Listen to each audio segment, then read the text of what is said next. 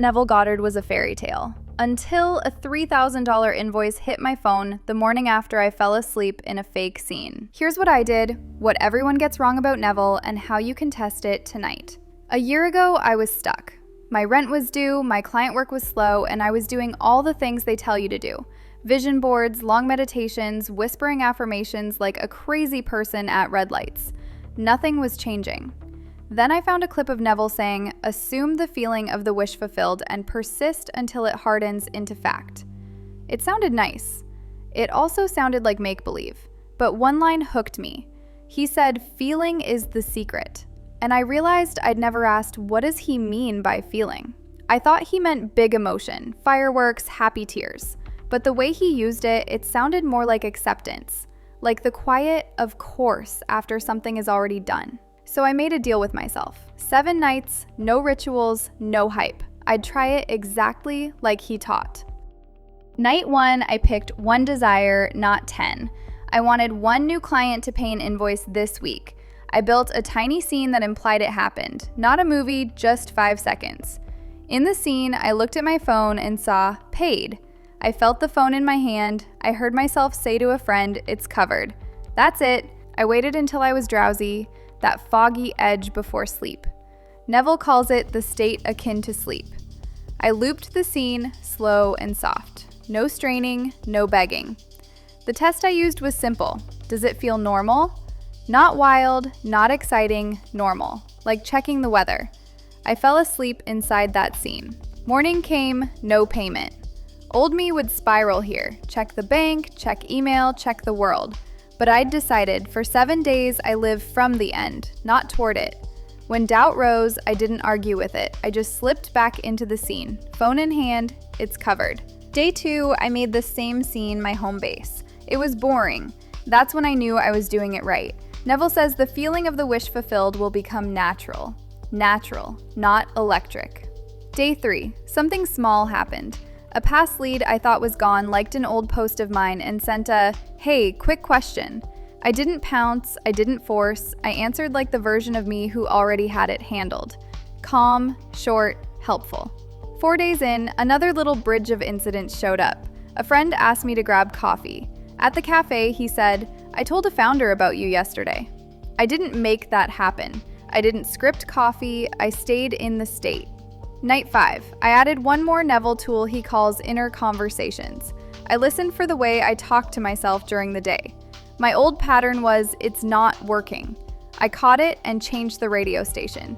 In my mind, I heard my friend say, "Congratulations," and I answered, "Thanks, it's covered." That was it. No war, just a new channel. On the morning of day 6, I woke up to a buzz, a message from that old lead, sending the invoice now.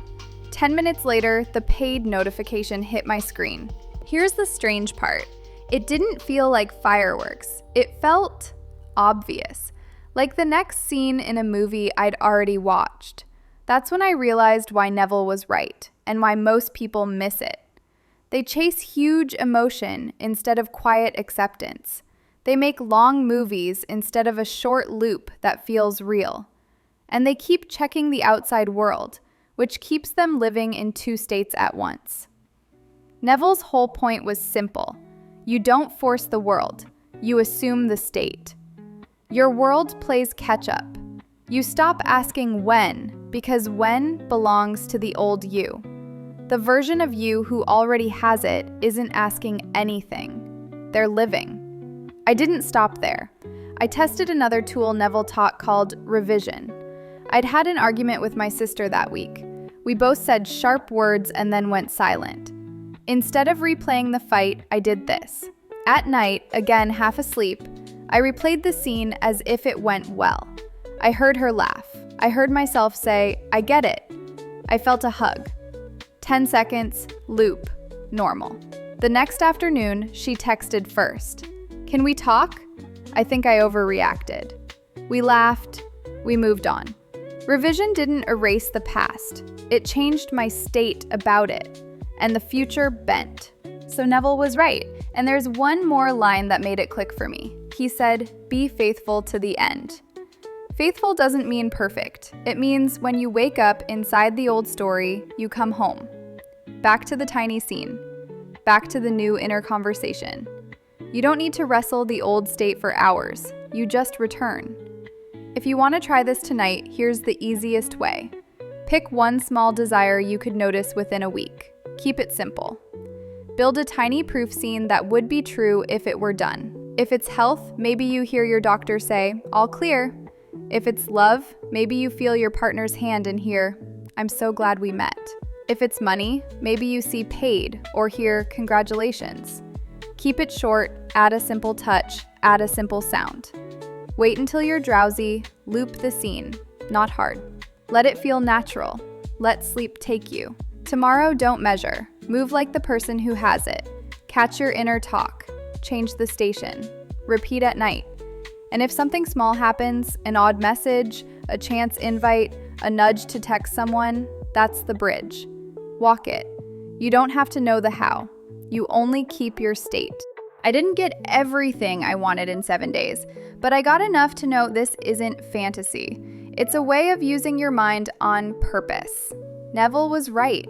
Most of us were just doing it wrong. Feeling is not fireworks. Feeling is acceptance. Don't try to make it happen.